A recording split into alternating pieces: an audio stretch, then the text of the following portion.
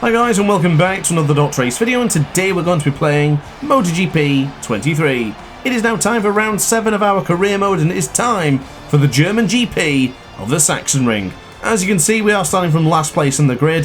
120% difficulty. AI is damn right impossible here. Gave him a best shot, but we're starting last place in the grid, so fingers crossed we do alright, and let battle commence. So here we go then, boys and girls, from the last place on the grid. Fingers and toes crossed we can do something decent here. So we wait for the red lights to go out, and away we go. 8 laps of the sprint here in the German GP. I hope we can do well, but as you can see already, not looking too promising. But I know the AI is quite slow into turn 1. We're going to get aggressive here, trying to get through as many riders as possible. Up to 13th, up to 11th, keeping in tight. Up to 10th now. Can we get any higher? Temporarily, we're up to 8th, 7th, up to 6th. Oh, I'm going to get sandwiched. Oh, I thought I was going to drop the front then, but we're all right. We're up into the top 7. And now we're very aggressive move on Zarco. We did get 5th almost. Alicia Spargo still got 6th. Okay, so we almost at 6th, but clearly not enough. And you know what? That's probably it. That's probably the last couple of overtakes you'll see out of me in today's video. It is so hard, and you know what? I already expected the worst here in Sachsenring, so I basically did a bit of practices and was like, you know what? It's not happening. Let's just give it a shot. Let's see how we get on with the sprint, and then let's go for the race. So, already as it stands, we will get a point. That's it. I don't think we'll get any higher than that. As you can see, Quartararo Zarco already rapidly pulling away from us. The AI are just too strong in this track. There's just nothing I can do. Here comes Oliveira, clean move into the Queckenberg. Got to give him credit for that. Onto the power with power setting 3. I might be able to get him back going into turn 1. Very close to the pit boards there as we go onto the brakes and around the outside. Oh, close. Almost cut his nose off, but we're good. We're still on board the bike, and oh, Marquez was very wide there, wasn't he? He's desperate to get a victory here in the sprint. He's deep again as Oliveira makes a small amount of contact. Looking better than we did in the gas, I'll tell you that. Still close, but it's this part here. Because of our pickup effect that the players have to struggle with, that's where the AI is just so much stronger. Look at that. The player can't do that because of that pickup effect, and they just pull away effortlessly every time for all these left-handers. 9 left-handers in this track, and 9 corners for the AI just to disappear from you. I'm trying to get back on Oliveira. Maybe I was wrong then. We will have another overtake, won't we? Because I got through on Oliveira in turn 1 and we almost got through there.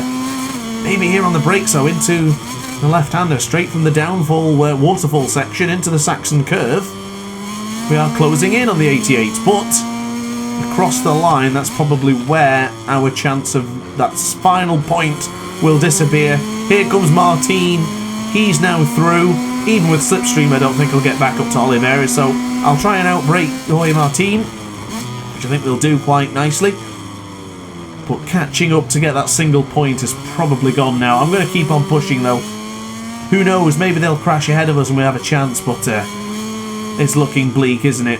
Oh, Oliveira, careful! Oh, I had to lift up at the last second then. I wanted to go for that swooping line. It didn't quite work. Oliveira's been all over the place, so the point is still on offer. Back on through. If we finish this with a point, I'd be absolutely over the moon. Chuffed as I was when I got that flag the other day. But I can't see that happening, I really can't. Onto the left-hand side here. I've got to get this right now to catch up to Oliveira. I've lost a... That was my best chance of doing well here in Sachsenring. I've blown it. Ladies and gentlemen, I apologise. I blew it. Absolutely blew it. That was my best chance of doing something decent. Oliveira actually went down to 14th after I retired from this one. Disappointing. Well, nothing good coming from me in the sprint. I thought it was my one chance of getting a point there, but unfortunately not. So we did lose some points. We're now 31 points behind Bastianini. He's now retaken the championship lead. In fact, he might have had that for the first time, as Alicia was temporarily. But yeah, let's get on with the race. Fingers crossed, guys and gals. I'm so sorry for messing that up there. I am human. I make mistakes. Apologise. All right then. I messed up in the sprint. I don't intend to mess up here, so let's try our best. We've got a big ass now. It's a little bit easier in the sense we only have to finish in 15th to get a point, but we've got 15 laps of this circuit to do, so this is going to be hard. Up on the inside, oh wow, we're up on quite a lot of riders there. Really pushing to be aggressive here. Don't know how that doesn't backfire sometimes. Oh my god, the Ducatis! The Ducatis have collided! Oh my goodness, and Marquez is off the circuit temporarily. Miller, stop pushing me! Oh my god! Miller got full lean angle on me there and I couldn't move. I thought that was it for sure. If I had to end this, well, I don't know what I would have done. I actually would have continued at that point. The video wouldn't have been long enough. It would have been terrible. But, yeah, sticking to the rule, if I do crash quite aggressively, I do try to end the race, because keep it fair. Don't want to be restarting every single race constantly. It wouldn't be right. Or using, God forbid, hex with handbasket going using rewind. That would be shocking. Not doing that here. But to the right hand side then. Oh, a bit too tight. Look at that gap they've already pulled on me. So, are you ready for 14 laps of defence? Because that is what's going to be required here to have a decent position. 22 points would be the gap difference between myself and Miller, as he's looking at 25 championship points. I do need to use Power Setting 3 because Joan Mir is on the approach, but I'm sure I can get him back on the brakes. That looks deep. No, we're good, we're good. Felt a bit dodgy, but we're good. We were alright. Frankie back up to the top 4, so he's on a good run. In fact, both of the Yamahas are on a good run at the moment. Look how misleading this is. That first sector, I'm alright. I can stay with them quite a bit, and then everything after the first sector just goes wrong. So there is Joan Mir to the left-hand, to the head of us. So as we go on to the left-hand side, Marc Marquez, whose race almost came to an abrupt end in the first lap, he's now up to 7th.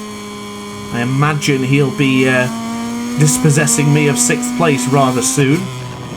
Into the left-hander, which you're going to hear a lot of time in this video. There's a lot of left-handers. Jack Miller is still in the lead, so the gap is down to 21 points between myself and teammate. However, if I'm not mistaken, it doesn't actually matter what either of us do in this race now, because I don't think Jack can acquire enough points to take over, or at least to retain the team leader. I think, no, in fact, he still might be team leader. I think I've got to prove myself, but we'll get better objectives and things with the team, so maybe we'll be alright. But as we quickly drop now down to 9th place already, I basically lied to you. I said this was going to be a defence job for the next 10 laps, but clearly that ain't happening. Once again, just losing everything into those final couple of corners. Up on the inside goes Johan Zarco. I'll try. I'll certainly give it my best shot to defend against it, but here it goes. Look at that. Pretty good move there, but I'm glad we were able to retaliate. Here comes the Frenchman. He is all over me, like white on rice. He will not yield, will he? He won't give up. And he's going to get me here on the left-hand side, no doubt. Has he got me yet? I can see the gap. Well, we're going to hold on to at least the left-hander here where I crashed in the sprint. This is turn 8. He's still not through. I'm just bracing for it. I just know it's happening. Just get through. Do it, you know, just get it over and done with. Rip off the plaster. Here he goes. Round the outside, down the waterfall section. Only the 120% AI could do that. I'm not that bad of a player, goodness me. I can ride with the best of the Ace Academy, but I can't compete with these here in Sachsenring. Anywhere else, I'm pretty nifty, but wow, we don't stand a chance. And now here comes Oliveira as well. Oh, God. This is going to be so hard. Can we go around the outside of Luca, though? We can't. Is he through? He is not through yet. But he'll be eyeing it up. Onto the left-hand side once again for turn 10. Oliveira's now got that 10th spot, and we go well onto the curb there, meaning that we have no choice but to give up everything we've just worked hard for. I might as well have not bothered to start well. I should have just stayed where I was at the back of the grid. This is a humbling experience, boys and girls. Am I really that bad at Sachsenring, or are the AI just too strong? Answers in the comment section down below. TCS 1, and we still can't get the job done. Power setting 2 as well, so... Ooh. That was scary. I thought power setting 2 would actually be better around a circuit like this, because you're not spinning up the rear. Wow, that could have ended really wrong, and that's it. We'll be gaining 2 points as it stands. Pushing into the rear of Jorge Martin there. Even though the Prima Prama Ducati team are actually 2nd or 3rd in the team's comparison in our career mode, They are not riding like that so. And the way it works in this game is that if the team apparently has good results, then it will reflect that way in the comparison. But we have the VR46 team, which is actually rated one of the worst in the comparison. Oh, look at that for a nice tight apex. And yet they fight for almost the win. Not the win, but they fight for good spots every other race. Pramac team certainly do not. They did well in the Mugello race, of course, before they got took out. I think both of them got took out, as a matter of fact. Wait, Enea Bastianini? Oh yeah, he went down at the beginning, didn't he? Good lord. He caught me up with no problem, didn't he? So it's now... Yeah, that's it then. I am well and truly out of the point situation now. And as it stands, with me getting no points whatsoever, that means that Jack Miller, even with the perfect amount of points, the 100% points available for a race, will still not be able to deny me from completing that objective of beating my teammate. That I can get on board with. We were very lucky that he sacrificed himself and Taka Nakagami last time out in Mugello. If you didn't see Mugello, I highly recommend you go and watch that one, because that was by far the problem. I don't know about the best video, but it was a certainly wild and entertaining race, so definitely go and check it out. So yeah, basically, if you didn't know, or maybe I won't spoil it, just in case if you want to go and watch it, but I'm about to spoil it now anyway. Jack Miller absolutely destroyed Taka Nakagami into Casanova and Savelli. Like, really bad. It was quite horrific. You'd be very concerned for both men's conditioning after that, if that was real. Really, really scary, to be quite honest with you. So, it's going to be, what, an improvement on this lap, actually. It doesn't feel like I've done anything particularly different here, but I guess we just haven't had to fight against any other riders. We're actually able to hold off Digi Antonio so far.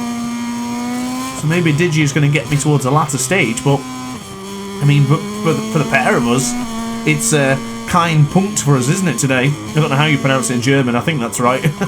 Oh, wow. Too tight to the apex. I think it is how you say no points in German. If I have any German viewers, let me know. Probably the punctuation was terrible. But into the left-hand side. Does Vinales have the apex? He does not.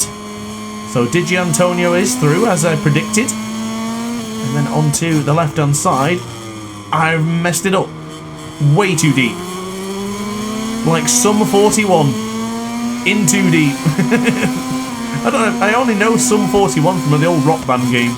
Big fan of Rock Band 2 back in the day. As we go round the outside of Vinales, it's not going to work. But at least it gave me a bit of hope.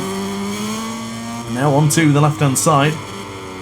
Can we get back at Vinales? I don't think we can.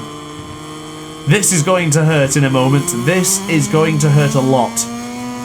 The Satellite KTM team, the Gas, the RC16 in the red colours is going to be there. Look at Digi Antonio going for the out-of-track experience.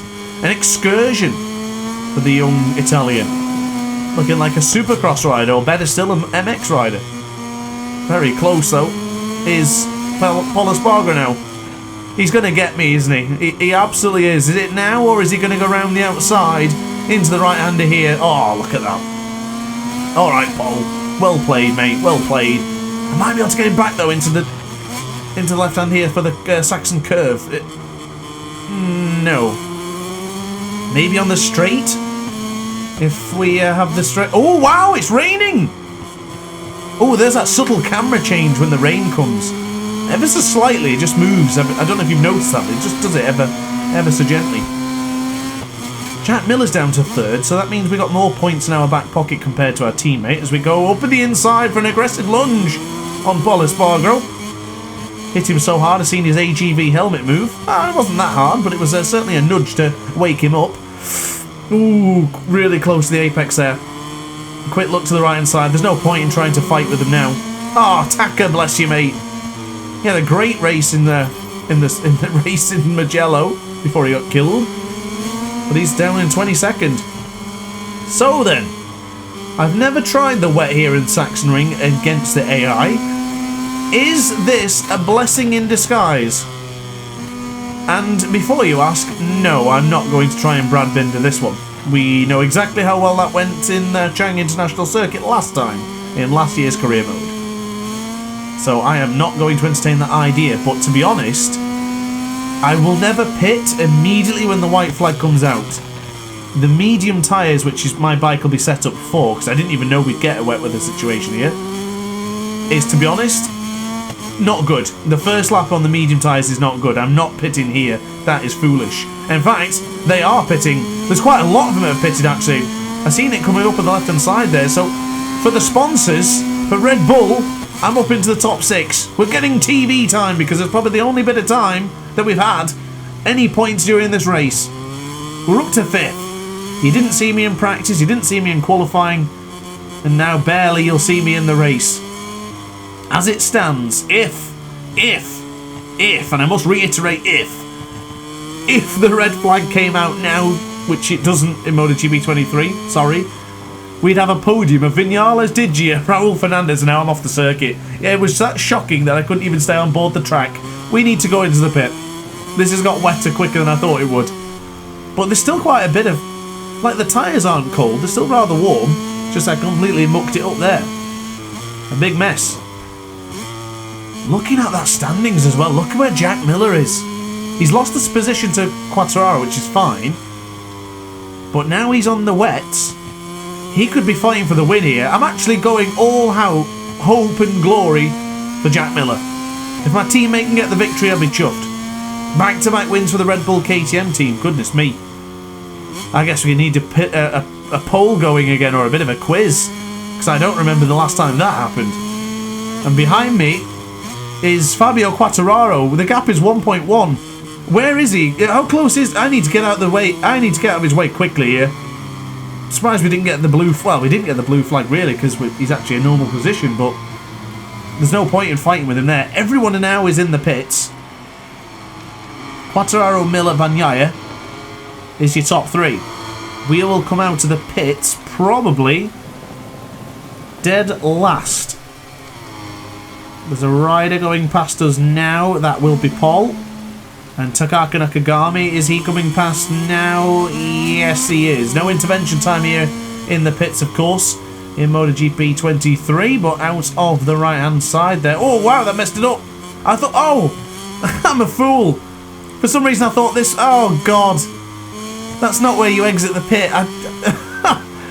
You fool. Oh, my electronics are all messed up as well. Well, not like I was fighting for anything particularly special here anyway. Ah, what a shocking race. I'm trying to fit... Wait, what the hell? You move the electronics and it moves too fast? Or has it actually got my electronics from the race? Oh, it does, yeah. Oh, that's so confusing. Okay, right, this is the usual wet electronics that DrAce goes for. TCS2, anti-wheelie 1. Engine brake always stays at 4 regardless. And then I'll just leave it at power 2. I don't see the point using power setting 3, so... Right then. The goalposts have changed. Unfortunately, this is going to be a very disappointing part, so I can only apologise to you guys that I'm not fast enough to beat the 120% difficulty AI. So, this is a learning curve. I have not done the wet in the Sachsenring since a live GP, which I won, which was also a flag-to-flag. So, this is a case of now learning the track, understanding and gaining a good bit of knowledge for the wet weather, and the more this one goes on, I hope to be getting better lap times. But there is the lone pit board for your doctor, as the Yamahas are 1 and 3 right now, bit late into turn 1. Jack Miller still eyeing up 20 championship points, great for our team effort. Spargo, Fernandez again, Taka Nakagami ahead of us. That's not where I thought I'd be, it really isn't. What a tough race this has been. Of course, guys, if you're still watching, though, I sincerely approve and I appreciate all of the support. I really do, because I imagine this part is not necessarily fun, but I'll try and give you my best commentary to keep you engaged and keep you interested. And this is the point where we can waffle about anything, can't we? So let's just chinwag and have some fun at the back of the grid here in the Sachsenring. I do really like this track, and thinking of this circuit, I will have to include... Ooh, did everything just get dark? Was that just me? Everything went really dark. I don't know if that come across very well in the YouTube video, but yeah, everything went really dark, and I do not know why. But yeah, anyway, I am working currently on doing the list of all of the tracks in MotoGP 23 and ranking each and every circuit. And something I think needs to be taken into consideration is the AI difficulty. So here in the Sachsenring, as much as I love the circuit, it's got to be mentioned that the AI are too strong for the players. They aren't fair. I get it that 120% difficulty is meant to be difficult, totally understand that. It's meant to be a difficulty for the most experienced and strongest players of MotoGP's 23's game, but still, it doesn't coincide with the rest of the difficulties for 120%. Like in Jerez, we were very competitive, although the AI made mistakes. Same thing can be said for Mugello. But there is circuits where the AI doesn't really make that many mistakes, it's just that they go a bit slow. And that therefore makes the 120% difficulty a little bit more feasible. But I would believe that everyone can win in Assen on the hardest difficulty. I had a tremendously easy time with the Gas last season, and I think there's a few more as well. The Red Bull Ring of Austria was quite easy. Bearing that, thinking about that though, it's kind of invigorated me for the career mode, because Assen is next. We can go for our worst GP to quite possibly our best in the space of 2 videos. I'm excited. I'm going to have to crack on with Assen after this one immediately. What a way to bounce back to the top. But already though, comparing the Red Bull KTM season, I think I should probably do a comparison video at some point to talk about the differences in the Gas career mode to this. It's been night and day really when you think about it. Portimao, we had a point compared to last year's 0. Termas, of course, was a shocker. Both of them we had 0 points as well. But then Jerez, well, Kota was a big difference, and then of course Jerez was an absolutely huge difference. Mugello also being a difference too. Le Mans was competitive. We might actually still be able to fight for a championship this season. This is reminding me a lot of the season with the Moto2 team for the forward racing bike. If you remember on that one, I genuinely started questioning whether we should drop the difficulty down from maybe 120 to something else like 110, because I was concerned that we weren't going to get the job done. I was even thinking about doing a second season in MotoGP 23's Moto2 career mode. I don't know if we will be doing a second season here. Who knows? One thing I can say though is the feeling of this bike is getting better every lap. As the rain comes down, as there's more damp parts of the track, the tyres are staying at optimum temperature, getting the feel with the brake as well. This feels like a good lap could be coming in here. So as it a little bit nervous on the right hand side there, and onto the brakes we go. Not confident enough to go full on the brakes, but confident enough just to press a little bit more aggressively. I noticed when I was playing Ride 5 a few days ago for the livery that Charlie made that in that game it encourages you to be really aggressive on the brakes, but here it encourages a more gentle approach. So across the line we did improve quite a lot actually. It felt significantly different. 9/10 of a second improvement, so I don't think we're gaining any time. Oh wow. Okay. Alright, bit too eager on the brakes I would say. A little bit too strong on the rear. Kicking that rear tyre out is not ideal. But 19 seconds to Taka. I didn't actually notice whether we were gaining time. I should imagine we weren't. It is the hardest difficulty. But there is quite a bunch of them ahead of us on circuit. Those tiles are actually moving in together. Doesn't even matter if they crash though, because there's nothing I can do about it. But yeah, that's some of the thoughts anyway from DrAce. Some of my thoughts regarding the tracks that I'm going to be ranking very soon. A couple of comparison ideas with the Gas team. I think it's been a good season so far. I'm not even too concerned about this blip. This was going to happen. We knew it was going to happen. We all expected this. But I do believe a lot of you said you wanted to keep the hardest difficulty in the game for this track, so that's what we did. I'm happy with that, as long as you guys are. But if we can come out and win this championship this season, that would be astonishing, wouldn't it? I still don't know what decision to make for next season. I think a lot of you want me to move over to Ducati. I've seen the comments, I've seen it in the polls. Ducati is by far the favoured suggestion. I love the idea of running the Yamaha or the Honda though, I really do. So we'll see what happens. But this is the final lap of today's German GP. I can feel my throat and voice going here, so I think this is about due. I had to record the Mugello one earlier, and well, if you watched it, you know how bad that was. It was a crazy race. Absolutely mental. 20 seconds behind Paul Espargaro. This is how he must have felt in Assen last year. When I think I won hit a bit. I think I beat him by like 50 seconds or something for our team's comparison objective. In fact, this very track here last season, I lost to Brad Binder to gain favour with the Red Bull KTM team. Bit of history that now, innit? You know what I mean? It's I replaced Brad Binder, which I'm still confused by. But I guess with the results we've shown so far, then I think it was the right decision. No Ducati on the podium. That's the first time in a while, isn't it? Quartararo, Miller, and Morbidelli. Miller will finish in second. In fact, it's across the line. That's it. It's finished. Quartararo won. Fabio on the Yamaha is back in business in the wet here in Germany. Fabio with a 25 points. So Frankie Morbidelli getting his first podium of the season. Marvellous. At least one thing. This race result is going to be a shock. But out of the final corner, checkered flag waves, a very disappointed and disconsolate DrAce across the line. So there you are then, confirmation on your screens of 2 Yamahas in the top positions of the race. Jack Miller in second, but down the order, Bastianini, who was the championship leader, slipped down to 12th, and yep, you have to go a long way to find me. Embarrassing, to be quite honest. Well, let's check out the championship standings to see how this has affected our career. Pecco back on top, 5 points ahead of Elation Bastianini. Marquez got the better of me, so he's now up to 4th. And there we are, 5th. 40 points behind. But with Assen coming up, I have a good possibility. Oh, Fernandez, the only rider who's not earned a point. We'll be keeping an eye on Augusto then. But guys, I'll leave you now with the Teams Championship and the Constructors, and I guess I'll say good night or goodbye. So thanks for watching. Don't forget to like, comment and subscribe. See you tomorrow for more racing. Ciao for now.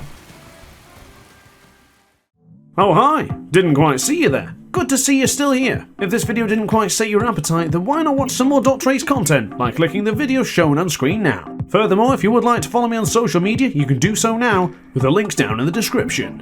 Consider subscribing so you don't miss a single DrAce video.